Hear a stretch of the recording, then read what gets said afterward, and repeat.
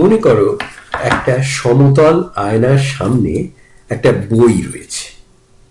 বইটির প্রত্যেকটি বিন্দু থেকে বিভিন্ন দিকে আলো প্রতিফলিত হচ্ছে, যেটা ডিফিউজ রিফ্লেকশন বা ইতস্তত বিচ্ছুরিত প্রতিফলিত রশ্মি হিসেবে আমরা দেখেছিলাম, আগে কথা বলেছি সেটা নিয়ে। আচ্ছা, বইটির যে কোনো দুটি বিন্দু থেকে, ধরো এই যে বইটির ছবি আঁকা হচ্ছে, সেই বইটির ডান দিকের কোণার থেকে দুটো রশ্মি বেছে নিই, কারণ নানা দিকে রশ্মিগুলো তো বেরোচ্ছে ডিফিউজড রিফ্লেকশনে, তার থেকে দুটোকে আমরা বেছে নিলাম যারা এই সামনের আয়নাটাতে প্রতিফলিত হয়ে দর্শকের চোখে এসে পড়ছে। প্রতিফলনের নিয়ম মেনে এই রশ্মিগুলোকে আঁকলে দেখা যাবে সেটি যেহেতু আয়নায় প্রতিফলিত হচ্ছে, কাজেই সেটা হচ্ছে ওই যে নিয়ম আছে প্রতিফলনের, তার নিয়ম মেনে চলবে সে।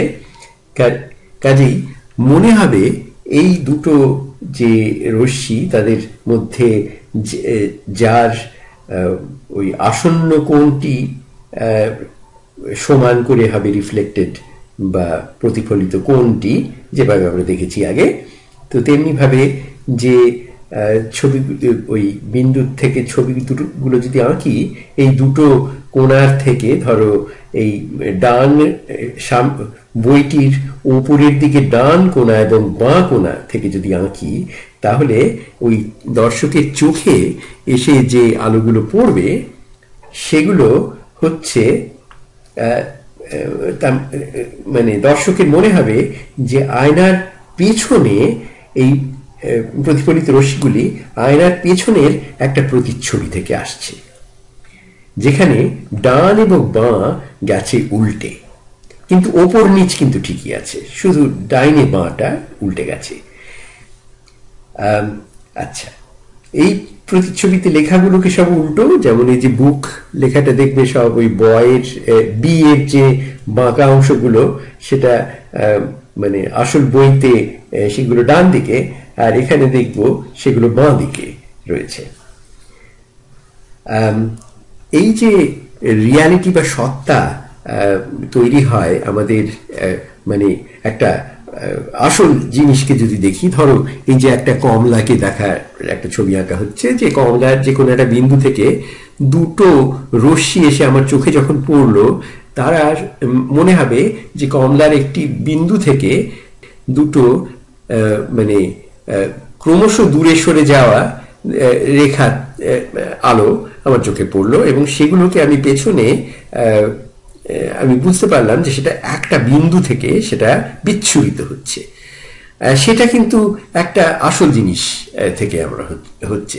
এখানে ওই যে প্রতিফলিত দুটো রশ্মির কথা যেটা বলছিলাম, সেটা আমার চোখে আসলে আমার মস্তিষ্কে সেই যে দুটো রশ্মি যেটা প্রথমে আঁকা হয়েছিল, সেগুলো মনে হবে যেন একটা আসল, মানে এটা হচ্ছে এখন একটা ভার্চুয়াল ইমেজ, আসলে এটা হচ্ছে একটা অলিক প্রতিচ্ছবি। সেই অলিক প্রতিচ্ছবিটা কিন্তু আসলে নেই, আয়নার পেছনে তো কিছু নেই, কিন্তু আমার মস্তিষ্ক বলছে যে সেখান থেকেই আলোটা আসছে। তো তো এইভাবে মস্তিষ্ক সবসময় যে যা দেখছে সেটার একটা অর্থ করে নেয়। তো এখানেও তাই, সে বুঝে নিচ্ছে এইভাবে যে যে আলোগুলো আসছে সেগুলো একটা ভার্চুয়াল ইমেজ বা অলিক ছবি থেকে আসছে। তো এইভাবে আমরা নিজেদেরও চিনতে পারি এই আয়নাতে এই অলিক ছবি দেখে। যেমন ধরো, আমরা যদি নিজের চোখকে খুব কাছে আয়নার গিয়ে যদি আমি আমার নিজের চোখের দিকে তাকাই, তাহলে আমি কিন্তু সেই চোখটাকেই মনে হবে আমি দেখতে পাচ্ছি, কিন্তু আসলে সেটা ওই একই কারণে ওটাও কিন্তু একটা অলিক প্রতিচ্ছবি।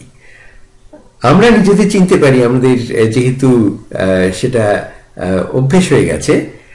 দেখে দেখে, কিন্তু খুব ছোট শিশু কিংবা বেশিরভাগ পশু পাখি সেটা বুঝতে পারে না। কিন্তু ওই ছোট শিশুদের একটা সময় থেকে মাস 3 বোধহয় সেটা, তখন থেকে কিন্তু তারা বুঝতে শুরু করে ব্যাপারটা আসলে কি হচ্ছে। তাদের ব্রেন তখন সেইটাকে চিনতে তাদের সাহায্য করে। তো এইভাবে আমাদের জগতে দু রকমের জিনিস এর সঙ্গে আমাদের সাক্ষাৎ হয় দৃশ্য জগতে। একটা হচ্ছে এরকম প্রতিচ্ছবি যেগুলোর আসল অস্তিত্ব নেই, তাদের ভার্চুয়াল বলে, ভার্চুয়াল ইমেজ। কিন্তু আবার অনেক এরকম প্রতিফলিত ইমেজই রয়েছে, প্রতিফলিত প্রতিচ্ছবি।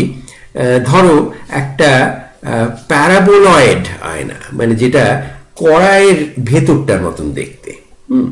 তো সেই আয়নাটা যদি আমরা নিজেদের ছবি দেখি, তাহলে দেখবো আমাদের উল্টো দেখাচ্ছে, কিন্তু সেটা কিন্তু একটা রিয়েল ইমেজ।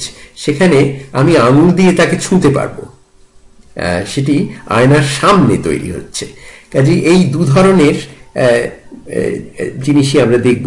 কিংবা লেন্সের সাহায্যে আমরা ওরকম রিয়েল ইমেজও দেখতে পারি, আবার ভার্চুয়াল ইমেজও দেখতে পারি। এগুলো নির্ভর করবে কি ধরনের আয়না বা কি ধরনের লেন্স দিয়ে প্রতিচ্ছবি তৈরি করা হচ্ছে। ঠিক এইগুলো দিয়েই আমরা অ্যাস্ট্রোনমিতেও সেগুলো দিয়ে আমরা এই দূরের গ্রহ নক্ষত্রগুলোকে যে দেখি, তাদেরও ওরকম রিয়েল অথবা ভার্চুয়াল ইমেজ দিয়ে ব্যবহৃত হয়।